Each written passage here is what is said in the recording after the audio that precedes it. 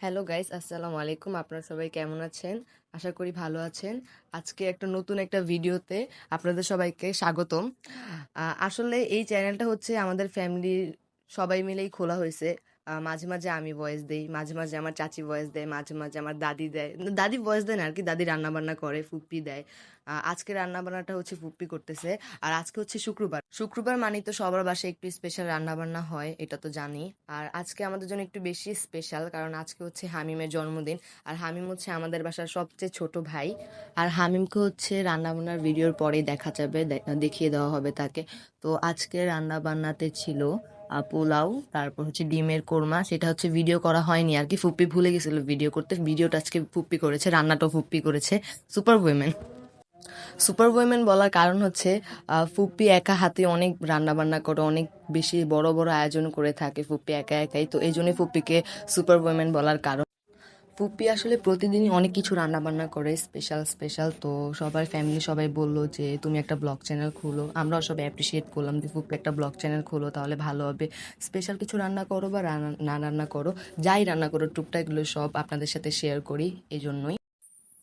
শুধু ফুপি না, আমার চাচিরা, তারপর আমার দাদি সবাই একসাথে মিলে রান্না বান্না করে। আসলে আমরা জয়েন্ট ফ্যামিলি, তো তো সবাই একসাথেই থাকি। তো যখন যে রান্না করে তখন তার রান্নার ভিডিওগুলো আপনাদের সাথে শেয়ার করা হয়। তো এখন হচ্ছে গরুর মাংস রান্না করা হচ্ছে। তো গরুর মাংস রান্না করার পরে পোলাও বসানো হবে। আসলে গরুর মাংস রান্না করার অনেক রকম প্রসেসই আছে। তো যার টেস্ট বাটের সাথে যেরকম যায়, অনেকে একটু কালা ভুনা পছন্দ করে, অনেকে একটু ঝোল ঝোল পছন্দ করে, আবার অনেকে কিন্তু আলুও অ্যাড করে। তো আমরা আলু দিয়েও খাই, আবার একটু ঝোল ঝোলও খাই। আজকে একটু ঝোল ঝোল ভাবে রান্না করা হয়েছে। অলরেডি পোলাওটা বসিয়ে দেওয়া হয়েছে। পোলাওর জন্য ঘি, তারপর হচ্ছে পেঁয়াজটা ভাজা হয়েছে। আসলে পোলাওটা না পারফেক্টলি রান্না করা একটু হার্ড, কারণ অনেক সময় বেশি সিদ্ধ হয়ে গেলে কি একটু ভর্তা ভর্তা হয়ে যায়। কিন্তু ফুপ্পি একদম পারফেক্টলি রান্না করতে পারে। আমার চাচিরাও পারে, কিন্তু চাচির থেকে না ফুপ্পির রান্নাটা একটু বেশি পারফেক্ট। পোলাও চালটা আগেই ধুয়ে রাখা হয়েছে, এখন পোলাও চালটা দিয়ে দেওয়া হলো। এটা একটু ভাজা ভাজা হবে। এখন গরুর মাংসতে আসলাম। এই যে গরুর মাংসটা কষানো হয়ে গিয়েছে।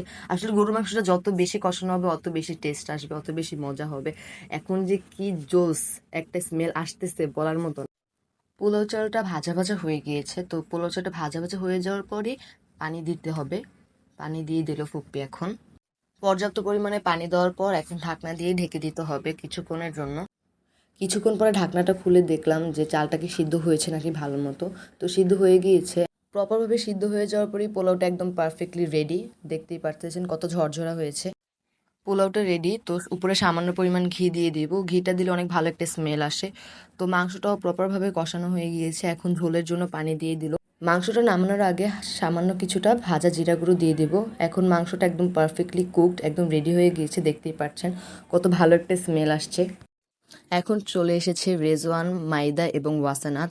আর আমাদের সবার প্রিয় ছোট ভাই আর এবং বার্থডে বয়, এই যে হামিম, যার জন্মদিন আজকে, যার জন্য আয়োজন করা হয়েছে।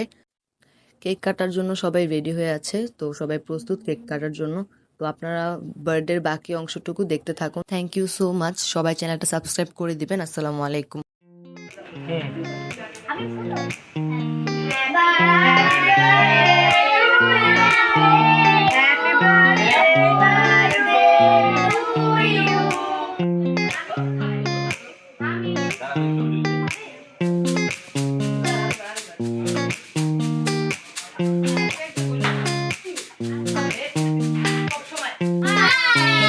আপনারা সবাই কেমন আছেন? আপনারা সবাই আমার কুকিং চ্যানেল সাবস্ক্রাইব করে দিবেন। আমার cooking channel like, comment, share করে দিবেন। আমার কুকিং চ্যানেল বেশি বেশি করে শেয়ার করে দিবেন।